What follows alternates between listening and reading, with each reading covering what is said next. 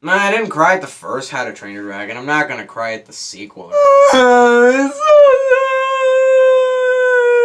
Here comes the money. Here we go. Money talk. Here comes the money. Money, money, money, Dollar, dollar. Dollar, dollar. How to Train Your Dragon 2.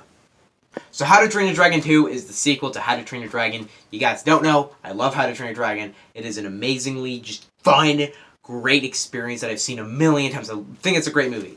And now we're here with How to Train Your Dragon 2, and yeah. I remember not seeing this movie in the theaters and seeing it on Netflix because I'm not much of a loser. Yeah, I didn't see this movie in theaters, even though I grew up with How to Train Your Dragon.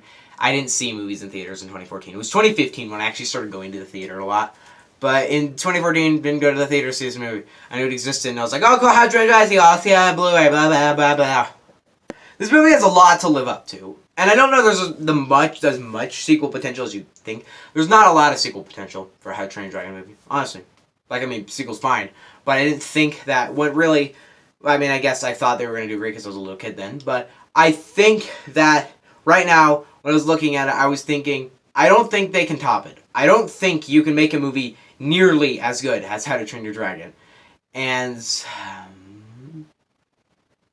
they blew it. They blew the original out of the freaking water.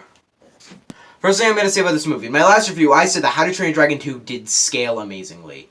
I stand by that. The animation in this movie, first off, freaking beautiful. The color palette is amazing. And the shots where the dragons are flying, beautiful. Loved the visuals of this movie. The action scenes are entertaining and great. And then, like I said, scale is amazing. When there's the alpha creatures, they're gigantic. And they feel gigantic. It is a great trick of making scale, where how you do it is you never show, it's how to make scales, you don't always show the full thing. You show the legs sometimes, you show the head sometimes, you don't show the full thing. Great trick for making a giant monster in a movie. Anyway, the scale of this movie is amazing. The giant ice fort, whatever, looks amazing. The movie looks great, and the scale is amazing. Also, another thing I say is that this is the first human villain in the How to Train Your Dragon franchise, and I think that they sold him great. The villain to this movie is actually quite menacing. There is a time in the end where you're kind of like, oh, you're kind of pathetic, to be honest. But everything before that, at the very beginning and to parts in the movie, you're just like, oh my gosh, this guy's evil. And you can see it at the end. He's just kind of this evil guy. You feel his presence. He's a great, well-written he's a well-written character.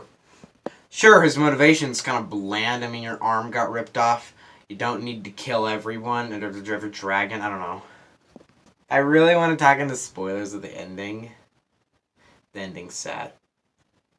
It's sad. There. Well, not the ending. There's a lot in this movie that's sad.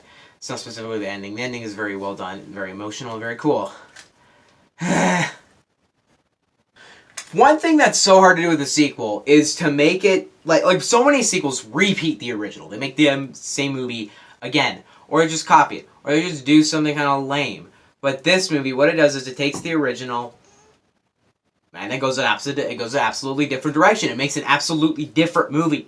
Good on you, because I want to see a different movie. I don't want to see the same movie again. I want to see a different, new and original movie. This movie did that great. It paved the road for greatness. Thankfully, the side characters are not in this movie as much as they were in the first.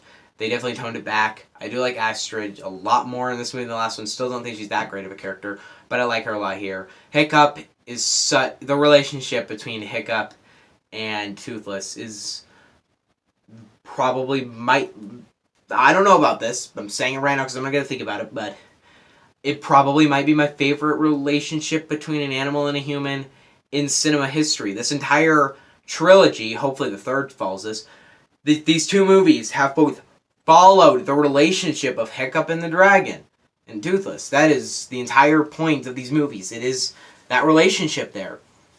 They do it beautifully. They do it great. I'm totally sold on this relationship here. It's so well done. I think it's great. It's great. Also, like I said, the original How to Train Your Dragon doesn't have emotion in it. Like I said in this review, this movie hits freaking hard. It goes for the gut like it's a Pixar movie. And what came out in 2014 for Bits or Nothing? This is the Pixar movie of 2014. It's not my favorite animated movie of 2014. The Lego Movie. But it's definitely up there in terms of greatness of 2014.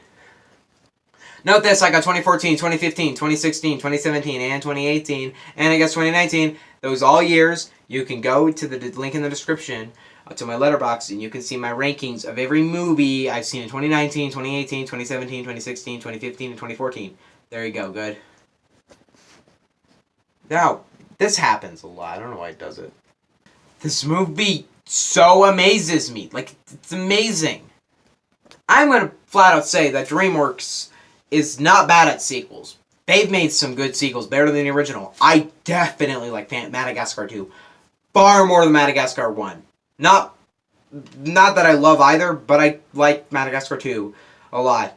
And I think Madagascar 1's okay, I guess. What other sequels have they made? Kung Fu Panda 2. Not as good as the original, but still beautiful in its visuals. Had a menacing villain, and had some great commentary, and had great development. That was another movie I really liked. This is my favorite DreamWorks movie. I'm saying it. This, How to Train Your Dragon 2, is by far my favorite DreamWorks movie. None others reach the limits that this movie reaches. It is great. It is emotional. It is investing. It is awesome. The action is beautiful. It is an absolute step up from the first one. I love it. In regards to problems, like I said, there is one part of this movie where it does just kind of go like, oh, that was just kind of emotional, and then it just kind of went, whoop, we're now silly now. It does do that in a certain point in the movie. It did kind of jar me, so that's my only problem with it. Yeah, everything else. Freaking amazing movie. How to Train Your Dragon 2, you're better than the original, and I'm going to give How to Train Your Dragon 2 a 9 out of 10. It should be a 10. Note, I could have given it a 10. I'm going with 9, because I'm being honest here. It's a 9 for me, maybe not for everyone else, but it's a 9.